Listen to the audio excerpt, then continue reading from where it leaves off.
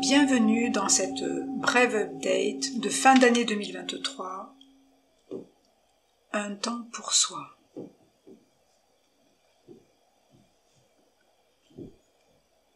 L'orée d'une nouvelle année caractérisée par le solstice d'hiver est une période propice à la guérison, au changement et au lâcher de ce qui ne nous sert plus afin d'avancer vers une nouvelle version de soi.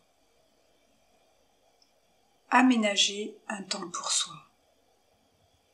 Depuis le temps où j'ai changé complètement ma vie il y a une dizaine d'années, à chaque fin d'année s'invite en moi le besoin de faire une introspection afin de jauger mon intuition profonde ou guidance intérieure concernant la suite du chemin. Comment s'est passée cette nouvelle année ? Qu'est-ce qu'il est bon de garder ou de faire évoluer en moi, dans mon travail, ou dans mes relations, ou dans mon emploi du temps afin de créer plus de paix et d'harmonie dans ma vie ? Que dois-je mettre en ordre ? Quel changement dois-je effectuer dans ma vie pour plus d'harmonie et d'accord de soi ? Nous avons besoin de nous expanser, car notre âme a incarné notre corps pour évoluer vers une meilleure version de soi. Sinon, nous avançons telle une feuille au gré du vent, sans conscience. Aussi est-il important d'écouter les désirs de celle-ci afin de s'aligner à son plus haut potentiel, car une âme privée de son évolution se meurt. Et selon mon expérience, ce qui m'a rendue véritablement heureuse et joyeuse a été d'être en accord avec mon moi profond, car lorsque nos actes sont alignés aux désirs de notre âme, l'énergie circule à nouveau en nous et nous pouvons ressentir des sentiments de paix et de liberté intérieure. Dépasser ses limitations pour se libérer. J'ai appris que dépasser ses limitations, affronter ses peurs, est libérateur. Cela nous permet d'augmenter notre estime de soi et donc amour de soi. Il ne s'agit pas de se mettre la pression, mais de ressentir au fond de soi ce que nous devons faire et ainsi mettre en œuvre l'écho de notre petite voix intérieure. C'est ce qui fait la différence entre les désirs de l'ego et ceux de l'âme, ou autrement dit la volonté personnelle versus la volonté divine. Car lorsque nous faisons un pas vers notre vérité intérieure, les portes s'ouvrent à nous. Cela signifie que nous sommes bien sur notre chemin et but d'âme. C'est quelque chose qui se ressent au fond de notre cœur, ce n'est pas du mental. Cela veut dire que nous avons développé nos capacités de perception sensorielle et que nous sommes aptes à voir au-delà des illusions. Nous devenons capables de nous diriger nous-mêmes sans attendre l'appréciation des autres. Nous vivons dans des temps où le contrôle n'a plus sa place. Car les temps sont incertains et tout peut changer à chaque instant. Ce sont des temps où seule l'intuition profonde sera notre boussole et notre guide précieux et sacré.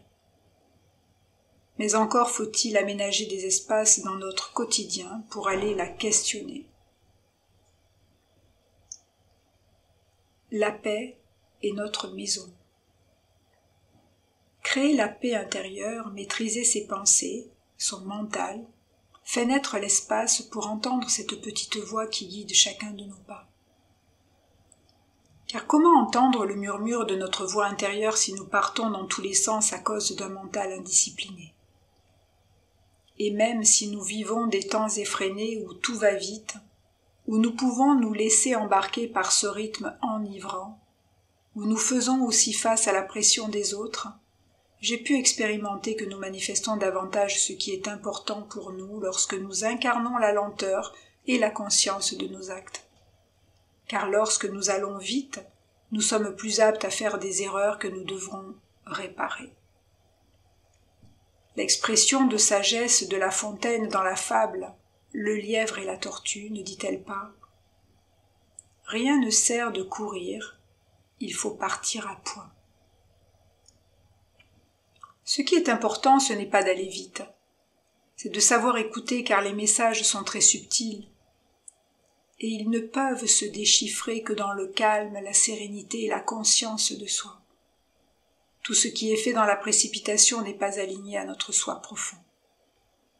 Être maître de notre corps mental et notre corps émotionnel, c'est-à-dire guérir nos blessures, fait partie du chemin de l'évolution et de la libération de notre âme, qui se trouve sinon bloquée par les conditionnements limitants de notre éducation. Sachant que l'univers est composé de consciences bienveillantes et malveillantes, apprendre à discerner les messages du divin, des divers pièges qui se présentent à nous pour se développer et développer plus de maîtrise. La vie, c'est le chemin, ce n'est pas la destination. C'est récupérer chaque fragment de notre âme blessée sur le chemin de notre vie. Et afin de naviguer au mieux dans ces temps mouvementés, demeurer dans la paix est essentiel. C'est l'état qui nous permet de nous adapter aux situations et épreuves que la vie nous présente, car dans cet état, nous sommes toujours connectés à nos multiples ressources. Les épreuves ne sont pas là pour nous bloquer, elles sont là pour nous faire grandir et sortir de nos limitations. Elles sont là pour nous montrer ce que l'on doit guérir pour libérer et réunifier notre âme. Il n'y a pas de sauveur externe. Nous sommes notre propre sauveur. Puisse la paix résider dans vos cœurs et vos chaumières, car la paix est notre maison. Et qu'il en soit ainsi. J'espère que cela sera aidant pour vous, et je vous souhaite de tout cœur de passer de douces et lumineuses fêtes de fin d'année dans la paix, l'amour et l'unité. Je vous remercie et je vous dis à très bientôt.